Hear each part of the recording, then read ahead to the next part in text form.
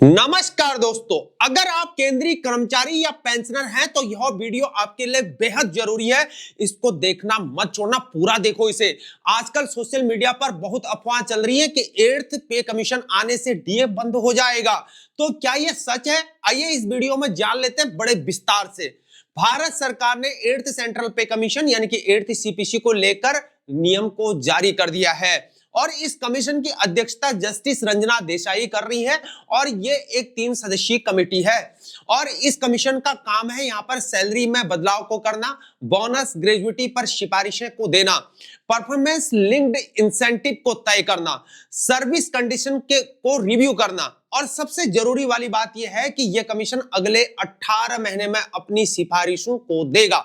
मतलब 2027 के 20 तक सिफारिशें आएंगी और 1 जनवरी 2026 से ये लागू हो पाएंगी।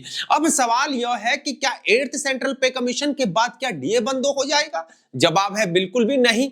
वित्त मंत्रालय ने इस बार साफ ये बिल्कुल कर दिया है कि डीए, एचआरए और दूसरे जितने भी अलाउंसेस को लेकर जो भी अफवाहें फैलाई जा रही है वो पूरी तरह से बेबुनियाद है और सरकार ने स्पष्ट कर दिया है कि डीए बिल्कुल भी बंद नहीं होगा। डीएनएस अलाउंस, डीएनएस रिलीफ बंद नहीं होगा, महंगाई भत्ता बंद नहीं होगा, एचआरए बंद नहीं होगा, दूसरे अलाउंसेस भी बंद नहीं होंगे।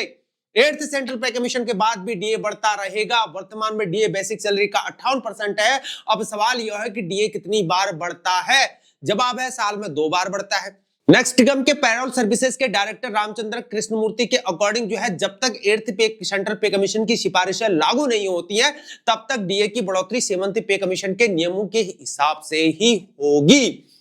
और डीए साल में 2 बार यानी कि हर 6 महीने में बदलाव होता है। जैसे कि आप सब लोग जानते हैं, तनख्वाह ले रहे हैं, पेंशन ले रहे हैं तो जानते ही होंगे 8th पे कमीशन को लागू होने में 18 महीने लगेंगे, इसलिए इस दौरान 3 बार डीए में बदलाव हो पाएगा। 6 महीने में एक, 12 महीने में एक दूसरा और 18 महीने में तीसरा। अब एक एग्जांपल से इसको समझ लेते हैं। मान लीजिए अभी डीए 58% है, अगर हर बार में लगभग 3% की बढ़ोतरी होगी तो सीपीआई के अकॉर्डिंग जो है शुरुआत में डीए होगा 58%, 6 महीने बाद डीए हो जाएगा 61% और 12 महीने डीए हो पाएगा 64%, 18 महीने के अंत में डीए हो पाएगा 67%। ध्यान जरूरी दे मेरे दोस्तों, ये सिर्फ एक एग्जाम्पल दे रहा हूं मैं, इसको पक्का मत समझना, क्योंकि असली बढ़ोतरी जो है कंज्यूमर प्राइस इंडेक्स यानी कि सीपीआई के आधार पर ही होती है और इस पर ही डिपेंड करती है, इस पर निर्भर करती है, जो महंगाई के दर को दिखाता है। जब तक 8th पे कमीशन की सिफारिशें लागू नहीं हो जाती है तब तक सभी कर्मचारियों को 7th पे कमीशन के अकॉर्डिंग इसके नियमों के हिसाब से ही नियमित डीए बढ़ोतरी मिलती रहेगी। और इसका मतलब यह है कि आपको नियमित डीए बढ़ोतरी मिलेगी। हाउस रेंट अलाउंस से एचआरए मिलता रहेगा, दूसरे अलाउंस भी मिलते रहेंगे। सरकार ने साफ बिल्कुल कर दिया है कि डीए बंद नहीं होगा। जो भी अफवाहें आप सोशल मीडिया पर सुन रहे हैं, व्हाट्सएप यूनिवर्सिटी में सुन रहे हैं, वो बिल्कुल सब गलत है। याद रखने वाली बात है मेरे दोस्तों, 8th पे कमीशन 18 महीने में सिफारिशों को देगा। डीए साल में 2 बार बढ़ता है। डीए, एचआरए और दूसरे अलाउंसेस कायम रहेंगे। सीपीआई के आधार पर डीए में ही बदलाव होगा।